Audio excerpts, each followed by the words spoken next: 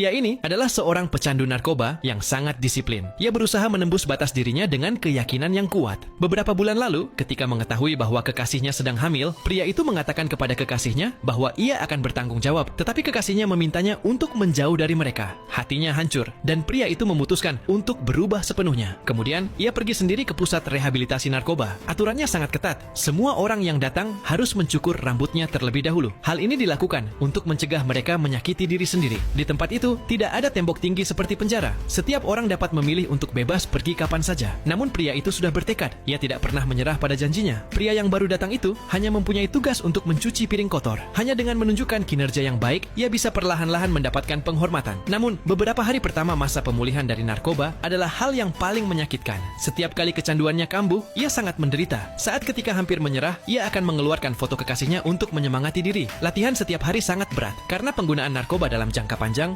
tubuhnya menjadi sangat lemah. Ia belum lama berlari, namun malah memuntahkan darah dan pingsan di tanah. Instruktur juga menyuruhnya untuk menyerah dan pulang. Namun pria itu tidak ingin terjerumus dalam keburukan karena masalah narkoba. Detik berikutnya, ia memaksa tubuh lemahnya dan terus berlari. Saat seseorang memiliki keyakinan, ia pasti dapat melepaskan potensi besarnya. Ia bekerja keras dan bertahan setiap hari. Perlahan-lahan, ia menjadi semakin terampil. Demi kekasih dan anaknya, ia terus berlatih bahkan saat orang lain sedang tidur. Waktu pun berlalu hingga setahun kemudian. Kondisi pria itu semakin membaik karena penampilannya yang luar biasa. Direktur memberinya pekerjaan di kolam renang. Ia bahkan diizinkan berenang gratis setelah bekerja. Ia memanfaatkan kesempatan ini untuk belajar berenang. Selain itu, ia menukar air mineral dengan seorang tunawisma demi mendapatkan sepeda. Dengan cara ini, ia terus berolahraga dan terus memperbaiki kualitas hidupnya. Berenang, berlari, dan bersepeda sudah menjadi bagian dari hidupnya untuk menguji hasil latihannya. Pada saat itu, ia mendaftar untuk lomba triathlon dengan berenang 700 meter, berlari 5 km, dan bersepeda 20 km. Namun ketika ia sampai di garis akhir, sudah tidak ada siapapun di sana. Tetapi menang atau kalah tidak lagi penting baginya karena ia telah berhasil menaklukkan dirinya sendiri untuk pertama kali. Pada hari itu, sebuah kabar buruk datang. Kekasihnya dibawa ke unit perawatan intensif. Melihat kekasihnya yang sekarat di tempat tidur, hati pria itu dipenuhi penyesalan. Sebelum pergi, ia mencium kening kekasihnya. Saat keluar dari ruang perawatan, ia melihat putrinya yang manis. Ia ingin berbicara dengannya, tetapi ayah kekasihnya menghentikannya. Pria itu berdiri di sana dengan pandangan kosong. Ia tahu bahwa dirinya belum pantas menjadi seorang ayah. Beberapa hari kemudian, kekasihnya meninggal dunia. Sejak saat itu, pria itu mengubah kesedihannya menjadi kekuatan. Ia berlatih semakin keras setiap hari. Ia keluar dari pusat rehabilitasi, mengikuti berbagai perlombaan. Tidak hanya memenangkan kejuaraan di tingkat provinsi berkali-kali, tetapi juga memecahkan rekor triathlon Eropa. Ia bahkan menerima undangan untuk triathlon dunia. Hal ini kembali membuktikan kekuatannya.